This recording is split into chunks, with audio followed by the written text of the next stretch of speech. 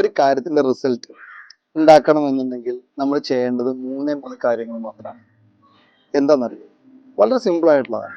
പക്ഷെ നമുക്ക് പല ആൾക്കാരും അതിന്ന് മൂന്നും വ്യതിചലിച്ച് പോകുന്നതുകൊണ്ടാണ് നമ്മൾ വിചാരിക്കുന്ന റിസൾട്ട് ഒരു കാര്യത്തിനുള്ളിൽ കിട്ടാത്തത്. അതിൽ ആദ്യത്തതാണ് വിഷൻ എന്ന് പറയുന്നത്. വിഷൻ എന്ന് പറഞ്ഞാൽ വളരെ വലിയ സ്റ്റേറ്റ്മെന്റോ കാര്യങ്ങളോ എഴുതേണ്ട ആവശ്യമില്ല.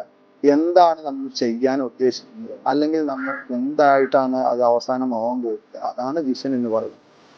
രണ്ടാമത്തെ കാര്യം എന്ന് പറഞ്ഞാൽ ആക്ഷൻസ്.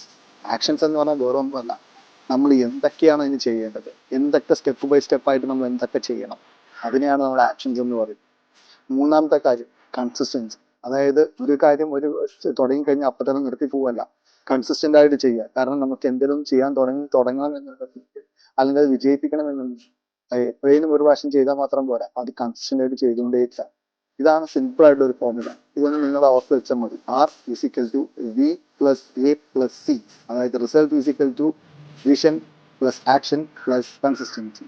ഇതൊന്ന് നിങ്ങൾ ചെയ്തു നോക്കേ. തീർച്ചയായും നിങ്ങൾ ഉദ്ദേശിക്കുന്ന കാര്യങ്ങൾ നിങ്ങൾ തീർച്ചയായിട്ടും അതിന്റെ പോസിറ്റീവായിട്ടുള്ള ഒരു ഗോളിൽ തീർച്ചയായിട്ടും നിങ്ങൾ എത്തിപ്പെടും.